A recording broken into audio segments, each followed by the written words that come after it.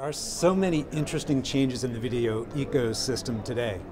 But I think where it stalls out right now is, it's an interesting change. In the last few years, there's been this shift from people saying, oh my God, DVRs are going to destroy the business, they're going to take money out of TV, and that's never happened. So now people are coming around to thinking, gee, maybe if we use these technologies right, there's actually more value to be had, right? But right now there's two problems with that. One is, nobody really knows how much that value is. So they don't know quite how much to invest or where to invest that money because they don't know the scale of that incremental revenue. But even the bigger problem is nobody wants to give up any of that. They all want 100% of that incremental value themselves, whether it's the networks, whether it's the cable and satellite guys, whether it's these technology companies who are bringing the tools that will make that happen, and certainly the advertisers, if there's going to be more efficiency to be had, they want their piece of it too.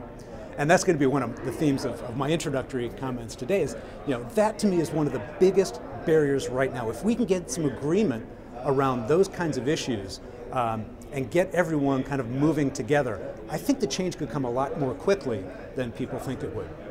Well, it all comes down to economic, right? So the sense of continuing to develop great content is key, and we've had a system that kind of a closed ecosystem that's been there for decades and decades, and we're seeing that expand. But when you look at things like Netflix with House of Cards, I mean, that's kind of a one-off there. I mean, I can't expect folks like that to be putting that kind of investment into content. So it's going to be a trade-off in the sense of what does the Hollywood community and the provider community be able to develop in regards to great content, and then who's going to end up paying for it. And I think that model still, although it's shifting to a degree, I think it's going to be a little bit longer before it really gets to the end of its road there. And I think that's going to be the big balance. The consumer will feel that between good quality content and either free distribution or distribution in other ways.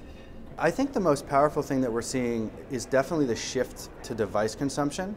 I also think the most powerful thing we're seeing is the consumer standing up and say, I will be willing to watch ads that I love. And I think this is a particular interest to us in some of the products that we're creating, because we really want to create experience on YouTube, for example, where the user can come, they can engage with great content, but they can also engage with great advertising. And I think what we've seen and what the data shows for us is that great advertising will want to be watched. It'll want to be shared. There are so many changes in the video ecosystem. To bet on one being more powerful than another is a tough one. But if GE can engage an audience with a 6-second Vine, do you even call that a video, piece of entertainment information, and find an audience there and be seen as an engaging presence out there in the digital space, that suggests that there is plenty of room left for brands, for publishers to engage audiences, and that I think we'll see a multitude of new experiences over time, and that we're still very much in day one of where all this sits.